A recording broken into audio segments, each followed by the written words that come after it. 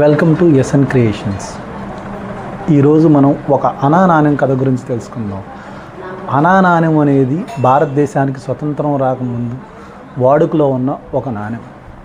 ఇది బ్రిటిష్ వాళ్ళు వాళ్ళ అధికారంలో ఉన్నప్పుడు తీసుకొచ్చిన నాణెం. ఈ నాణెం గురించి మన పట్టాభి సీతారామయ్య గారు ఏం చెప్పారో ఒకసారి తెలుసుకుందాం. ఇది భారతదేశానికి స్వతంత్రం వచ్చిన కొత్తలో ఆంధ్ర రాష్ట్రం ఏర్పడడానికి ముందు జరిగిన ఒక కథ.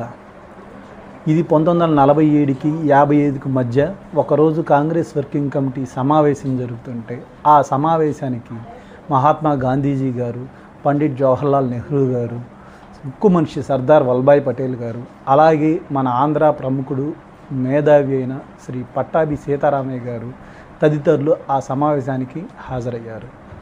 ఈ సమావేశం జరుగుతున్న సమయం మధ్యలో పట్టాభి సీతారామయ్య గారు ఆంధ్ర రాష్ట్ర నిర్మాణ సమస్య గురించి లేవనెత్తారు. వెంటనే ఆ సభలో ఉన్న సర్దార్ వల్లభాయ్ పటేలు, గాంధీజీ గారు లాంటి వాళ్ళు, ఏమయ్యా పట్టాభి, ఆంధ్ర రాష్ట్రం అంటూ ఉంటావు, అసలు నీ ఆంధ్ర రాష్ట్రం ఎక్కడ ఉందయ్యా? దక్షిణాదిలో ఉంది, మద్రాసీలు మాత్రమే, ఆ మద్రాసీలు మీరే, మీ తెలుగు భాష ఎక్కడ లేదు అంటూ ఎగతాళిగా మాట్లాడారు. వెంటనే పట్టాభి సీతారామయ్య గారు ఆయన జేబులోంచి ఒక అనా నాణెం తీసి గాంధీ గారికి, సర్దార్ వల్లభాయ్ పటేల్ గారికి చూపిస్తూ, ఏమండి సర్దార్ గారు, ఈ నాణెం పైన బ్రిటిష్ వాళ్ళు ముద్రించిన వాళ్ళ అధికార భాష అయిన ఇంగ్లీష్ ఉంది, అలాగే మన దేశం యొక్క అధికార భాష అయిన హిందీ ఉంది, ఆ తర్వాత ప్రపంచంలో అత్యధికంగా మాట్లాడే బెంగాలీ భాష ఉంది, అలాగే తెలుగు భాష ఉంది, అంతేగాని మీ గుజరాతీ భాష ఎక్కడైనా ఈ నాణెం మీద ఉందా అని ప్రశ్నించారు.